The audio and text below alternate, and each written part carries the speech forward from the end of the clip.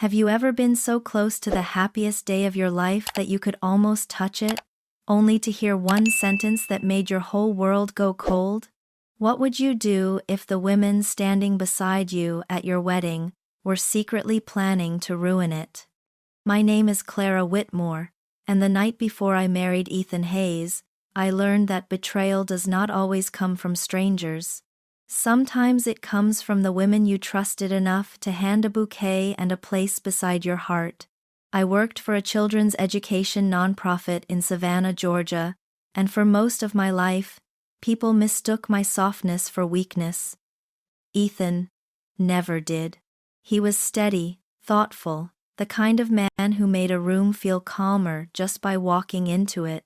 After 4 years together, we were finally at the Magnolia Grand Hotel in downtown Charleston, surrounded by warm gold light, polished wood, white lilies, and that rich, expensive hush old Southern hotels seem to hold in their walls. I should have been sleeping. My wedding dress was hanging by the window, the lace catching the glow from the bedside lamp, and every few seconds I smiled to myself like a girl living inside her own dream. Then I heard laughter through the wall. Familiar laughter. Vanessa Cole, my maid of honor, my best friend since college. "Tomorrow's going to be unforgettable," she said, and something in her voice made my stomach tighten before I even knew why. Then another voice, Megan, lower and nervous. "Are you sure Ethan will play along after? He seems really into Clara." Vanessa let out a sharp little laugh. "Please. I've been working on him for months. He dated me first, remember?" My whole body went still. Ethan and Vanessa had dated briefly freshman year. It had ended long before I ever met him, and I had never once felt threatened by it, not until that moment.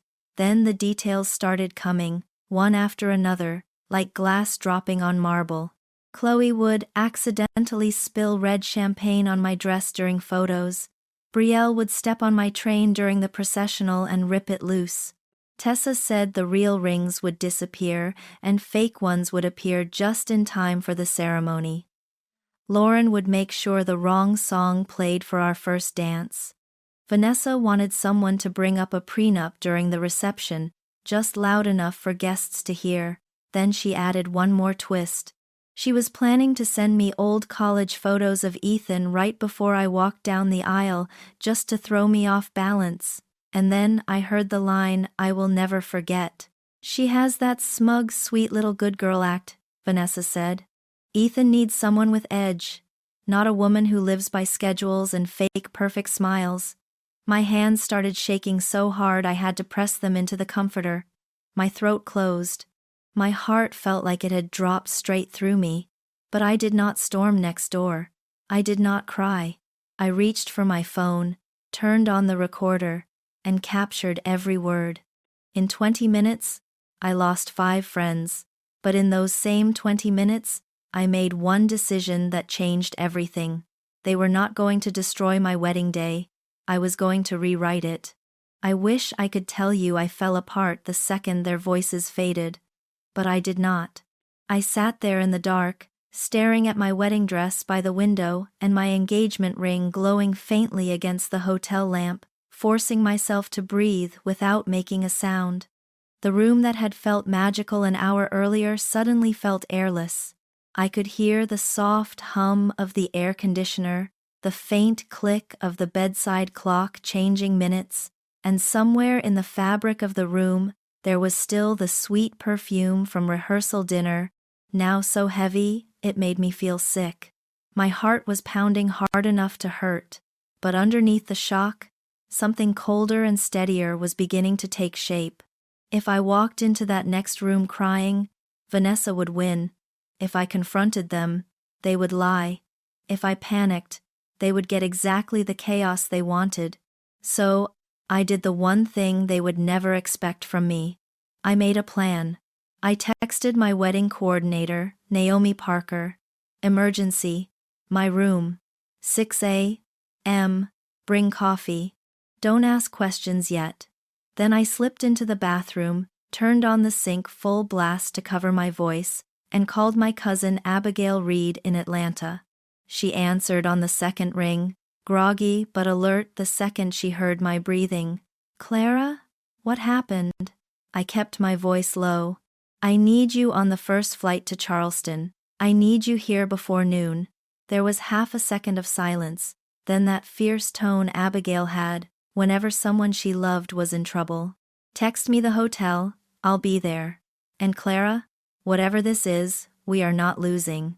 That nearly broke me, but I swallowed it back and made 2 more calls, one to my younger cousins, and one to Hannah, Ethan's sister, who had once joked that, if I ever needed a last-minute bridesmaid, she kept emergency heels in her car.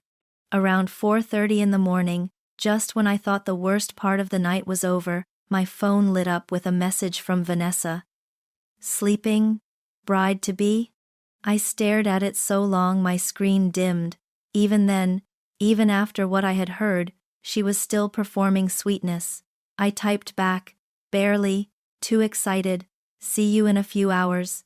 The lie made my stomach twist, but it bought me something more valuable than comfort. It bought me control. Naomi arrived right at 6 with 2 coffees and her hair still damp from a rushed shower.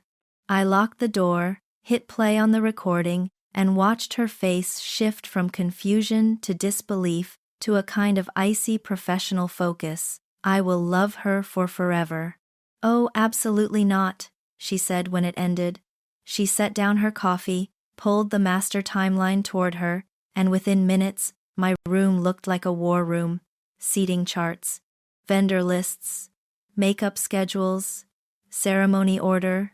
We changed everything. Abigail, Hannah, and my cousins would step in. The photographer, the DJ, hotel management, front desk, and security would all be quietly informed. Ethan would be told only one thing: trust me today, no matter what. Then Naomi looked toward the garment bag holding my dress and said, "We're moving you to another suite. Tonight they planned sabotage. This morning they get access to nothing." For the first time since I heard Vanessa laugh through that wall, I smiled. By sunrise, I was no longer the woman waiting to be humiliated. I was the woman holding the board, the pieces, and the final move. They thought I would cry, panic, and come apart. They had no idea. The most dangerous person in a room is not the betrayed bride. It is the betrayed bride who has gone completely calm. By sunrise, I was calm enough to smile, and that turned out to be the most useful weapon I had all day. Breakfast was served in one of the hotel's private dining rooms, all soft light and polished silver, with sunlight filtering through lace curtains and laying delicate patterns across the white tablecloth.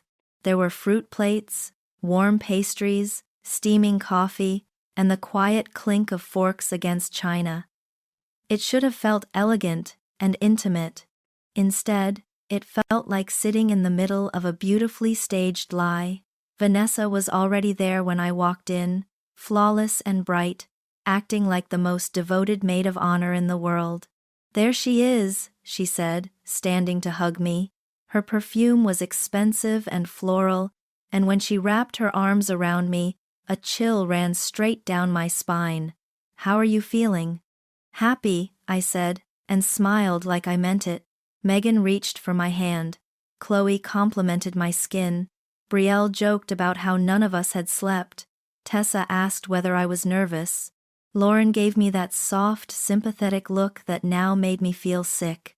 Every word was polished. Every face was practiced. And all I could think was, "You were laughing through that wall while planning to tear this day apart." Still, I played my role. I laughed when they laughed. I thanked them for being here. I even let Vanessa toast me with her coffee cup, as if she had not spent half the night plotting how to humiliate me in front of everyone I loved.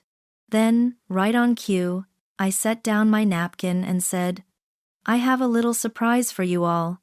A thank you gift." Naomi booked a spa package for the bridesmaids this morning at Seabrook Retreat. They all froze for half a second. It was almost too quick to catch. But I saw it. The flicker of calculation, The instant, silent panic of people who had a plan and suddenly had to adjust it. A spa package? Chloe repeated. Before the ceremony? Why not? I said lightly. Massage, facials, champagne, the whole thing. You've done so much for me. I wanted you relaxed and glowing. Ah, Vanessa recovered first. That's so sweet, she said, and I could hear the effort in the word. She could not refuse without risking suspicion, and the others followed her lead. Within 30 minutes, Naomi had them loaded into a hotel car headed nearly an hour outside Charleston. Champagne waiting, robes ready, full treatments booked back to back.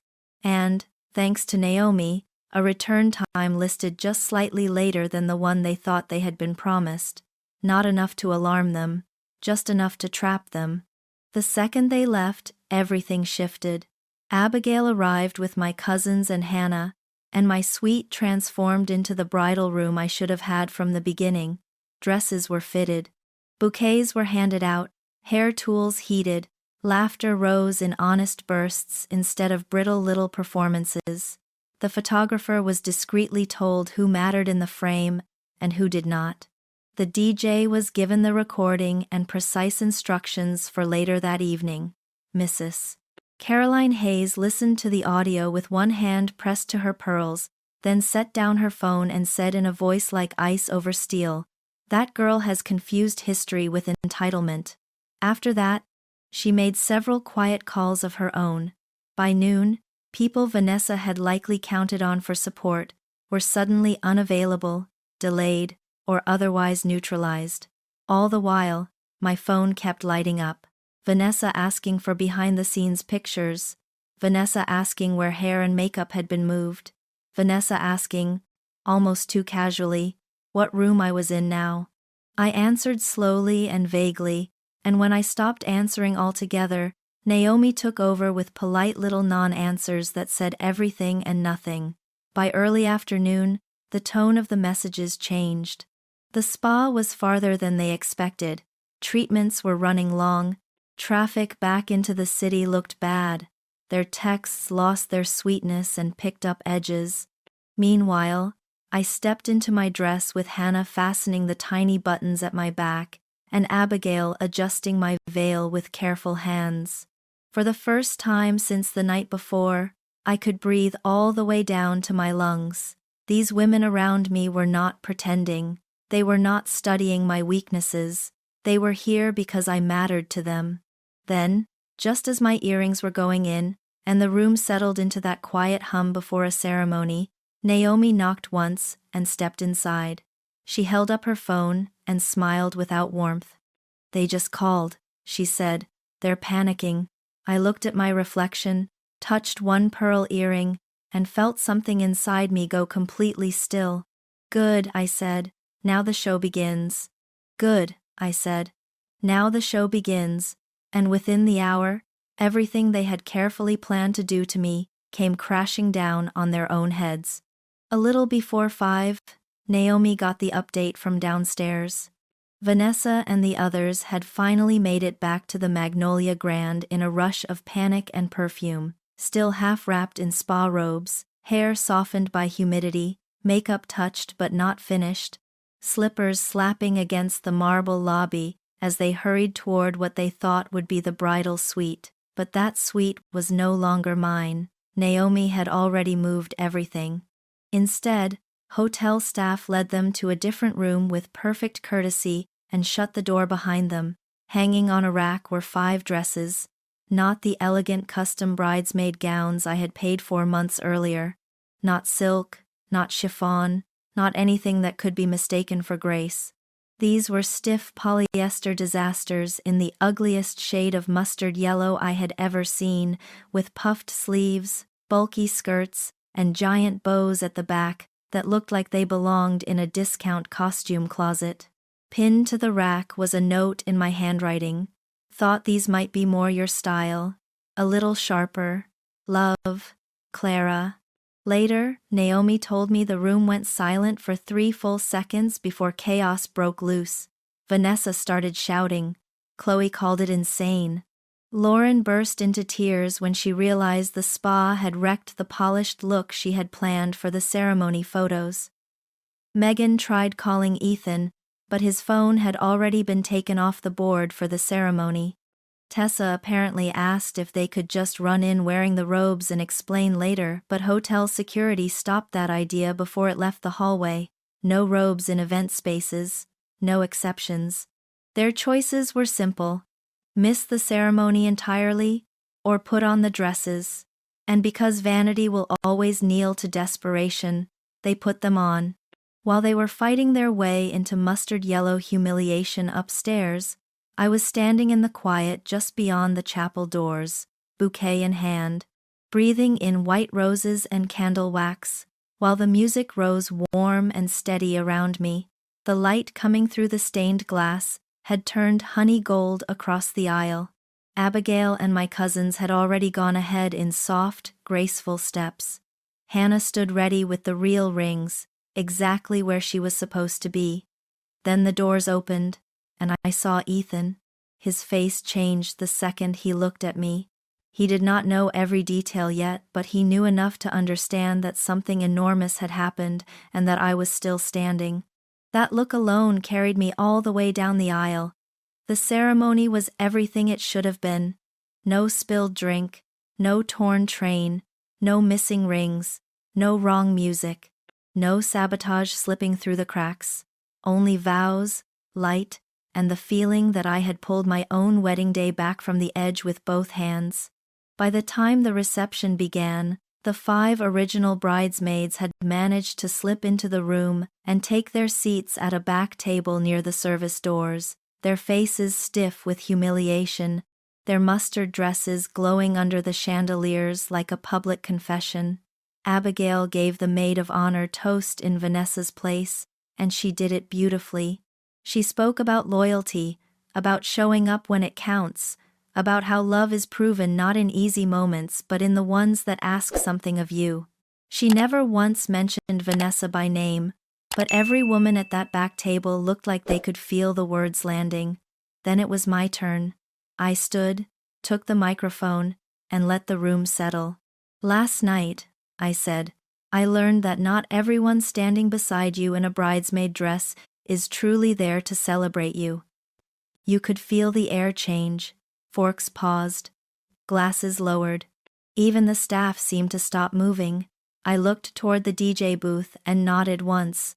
Then Vanessa's voice filled the room. Clear, sharp, unmistakable. "She doesn't deserve him. I've been working on him for months." Ethan's head turned toward the speakers.